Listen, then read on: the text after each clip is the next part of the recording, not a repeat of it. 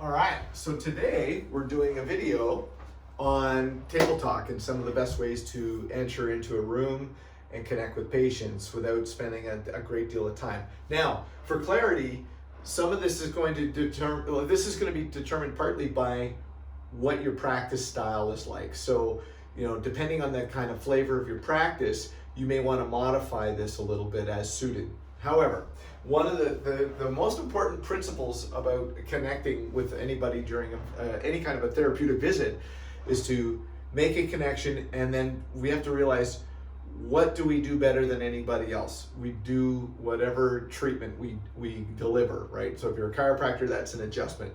If you're a physiotherapist, that's actually engaging in your therapeutic treatment. So the key piece here is to get yourself doing that as rapidly as you can. So we come in the room. In a perfect world, the patient is ready for the treatment or the care, and they're lying down. And I would come in and say, "Mary, it's great to see you today. Let's get you checked." That would be a common phrase I would use. Or I would say, "Mary, wonderful to see you today. Let's see how you're doing."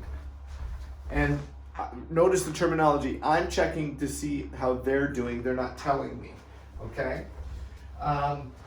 Another thing that I could do is, come in, and if you're engaging them, maybe a patient is sitting up and you're saying, "Mary, it's great to see you. Let's see how you're doing. Why don't you lie at the table and I'll get you checked."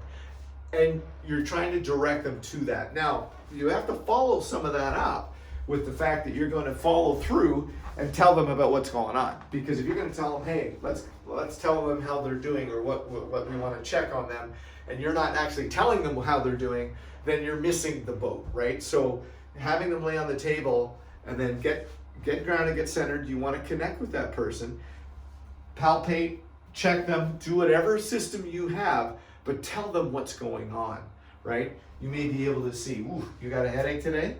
And if you know that 9 times out of the time you're going to be certain when you check them and you can feel that, tell them.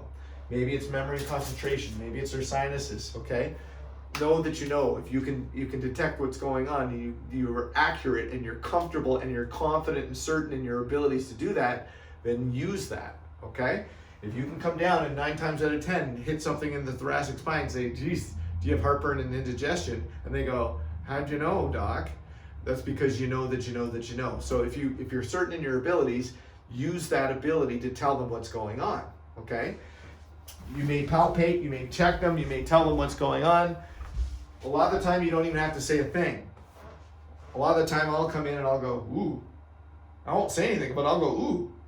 And they're like, "Uh-oh." And I might go, "Whoa, that's really off." And you don't have to use a lot of words to tell them what's going on, but just by communicating that simple little piece, they know that you found something. And let's face it, 9 times out of 10, when I find it, they know I found it because they can feel it, okay? That's part 1 of our table talk. Stay tuned for round 2 and we'll go through some more.